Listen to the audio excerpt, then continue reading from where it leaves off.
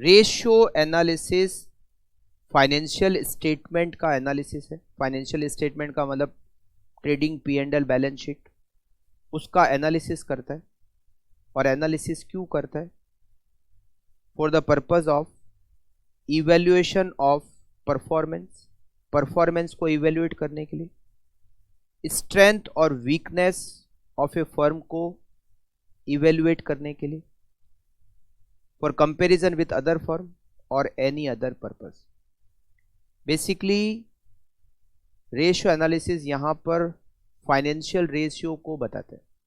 Financial ratio जो financial statement के basis पर कैलकुलेट होता है।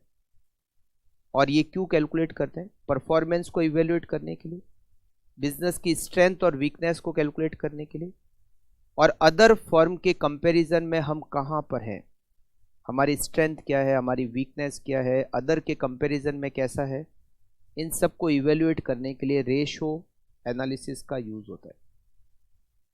User, share holder know the profitability and growth of organisation, वो इसलिए रेशियो एनालिसिस का यूज करते हैं। Investor, financial health and future prospective of the organisation. Lender, इसका यूज करते हैं safety of money lend by them, उन्होंने जो पैसा उधार दिया उसकी सेफ्टी कैलकुलेट करने के लिए।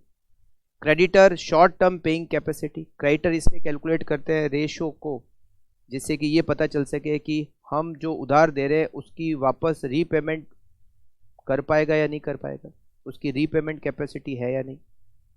Employees overall financial health of the organisation, जिससे कि उसको पता रहे कि इस बिजनेस में टिके रहना है या फिर कोई और फॉर्म में काम देखना है। रेगुलेटर, गवर्नमेंट डिटरमाइनिंग टैक्स और अदर ड्यूज को कैलकुलेट करने के लिए। Application, it is use to know liquidity position, long term solvency position, overall efficiency position और प्रॉफिटेबिलिटी पोजीशन, इन सब के लिए हम रेशियो का यूज करते हैं। It is use for inter firm comparison, firm के बीच में आपस में कंपेरिजन करने के लिए। It is use for budgeting purpose also, capital budgeting के लिए, आगे और इन्वेस्टमेंट का एनालिसिस करने के लिए हम इसका यूज करते हैं।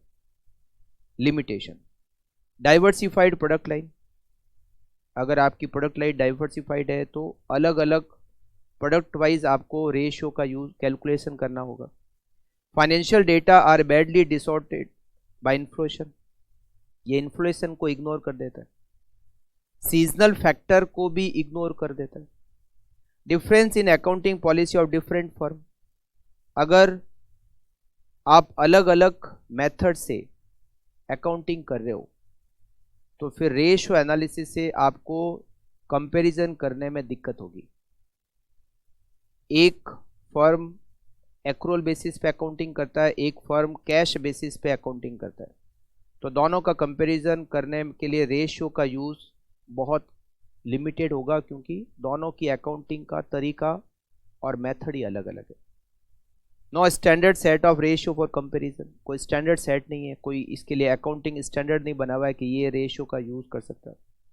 No generalise principle whether a particular ratio is good और bad, financial ratio are interrelated not independent, एक रेशियो दूसरे रेशियो के ऊपर डिपेंड करता है, ऐसा नहीं कि हर रेशियो अपने आप में इंडिपेंडेंट रेशियो नहीं है। टाइप्स, लिक्विडिटी रेशियो जो लिक्विडिटी को कैलकुलेट करने के काम आते हैं। Leverage ratio, long term solvency, leverage ratio जिसको हम लॉन्ग टर्म सॉल्वेंसी रेशियो कह सकते हैं, कैपिटल स्ट्रक्चर रेशियो कहते हैं या कवरेज रेशियो कह सकते हैं। एक्टिविटी रेशियो जिसको हम एफिशिएंसी रेशियो कह सकते हैं, परफॉर्मेंस रेशियो, टर्नओवर रेशियो कह सकते हैं।